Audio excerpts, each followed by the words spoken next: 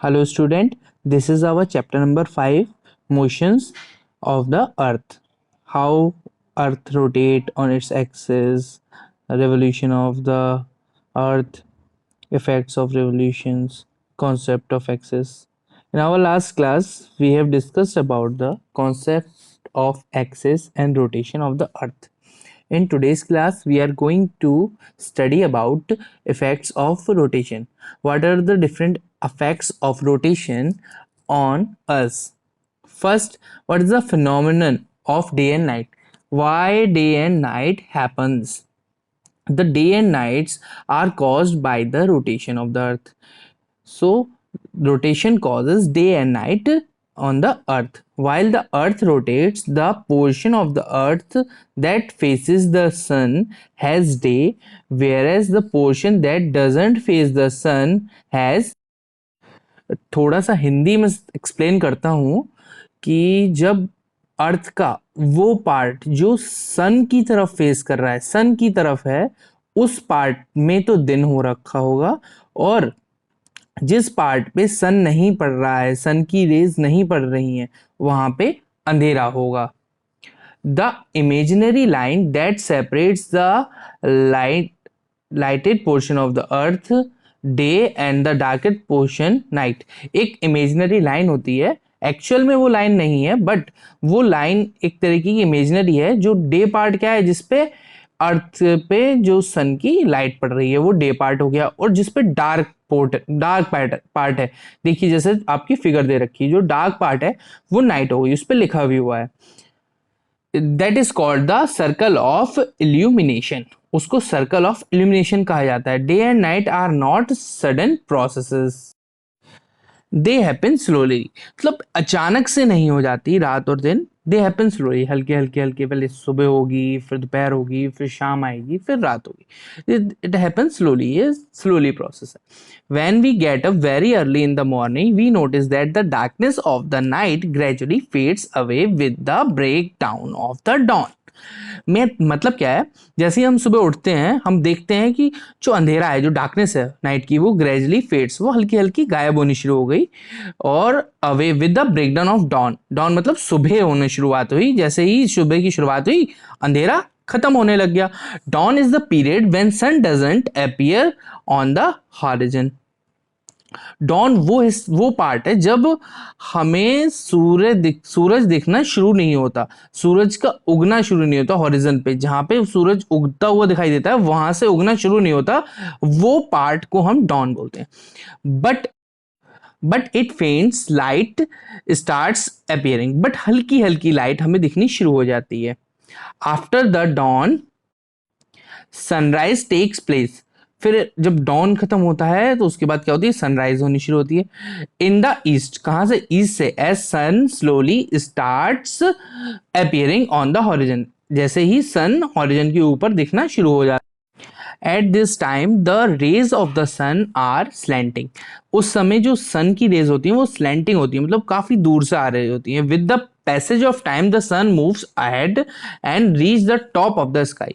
ऐसे ही सन जो हल्के हल्के मूव करता है आगे की तरफ, और reach at the top of the sky, हमारे बिल्कुल स्काई की टॉप पे पहुंच जाता है.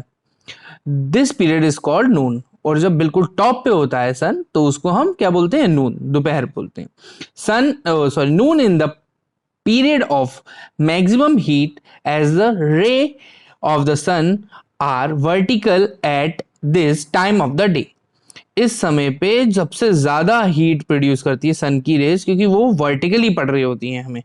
एट द टाइम पासेज, जैसे टाइम पास होता है, the sun reach the west. Sun जैसी वेस्ट जाता है, at this time also the ray of the suns are slant, तिरछी पड़ रही होती हैं. Soon the sun slowly disappears from the horizon. Then sun हल्के अचानक क्या होता है, डिसअपियर हो जाता है from the horizon, which is called sunset. उसको हम सनसेट कहते हैं.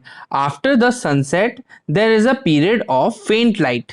एक फेंट लाइट, हल्की हल्की रोशनी, जैसे शाम हो जाती है हल्की रोशनी होती है, उस after the sunset this period of faint light, this period is called twilight और डस्क. उसको क्या बोलते हैं, डस्क बोलते हैं, ट्विलाइट बोलते हैं. सून दिस फेंट light disappear and it become completely dark, और हल्के हल्के वो जो हल्की रोशनी है वो भी गायब हो जाती है और क्या हो जाता है, बिल्कुल डार्क हो जाता है, और this period is called night. इस वजह से उस पीरियड को हम नाइट बोलते हैं। Though it seems to us that the sun is moving, हमें लगता है सन मूव कर रहा है, actually it is the earth that is moving. लेकिन क्या होता है सच्चाई, अर्थ हमारी मूव कर रही है, सन वहीं पे है।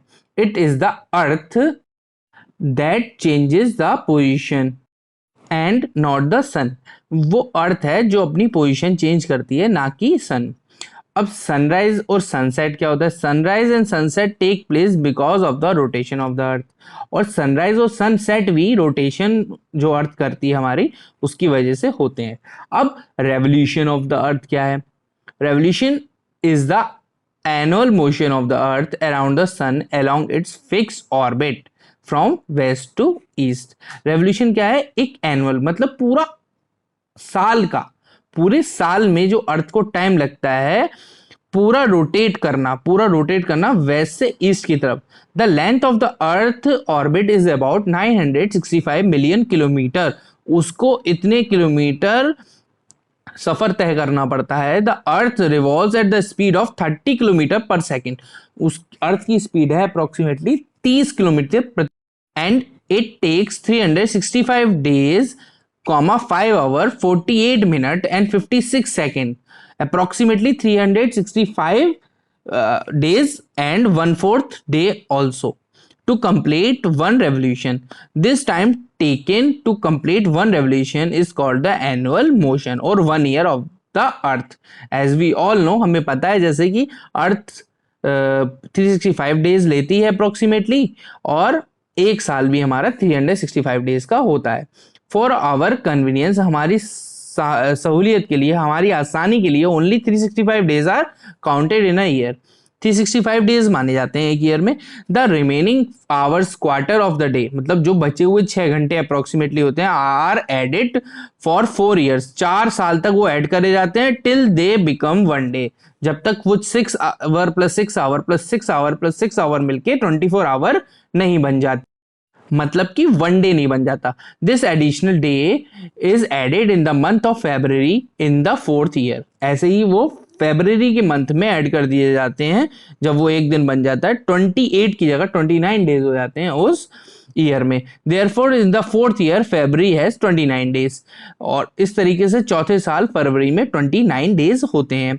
सच a year is called a leap year, इस वजह से उस साल को लीप ईयर भी बोला जाता है। And comes once in 4 year, और ये 4 सालों में एक बार आता है। So student, that's all from this class. If you have any problem, you can ask me.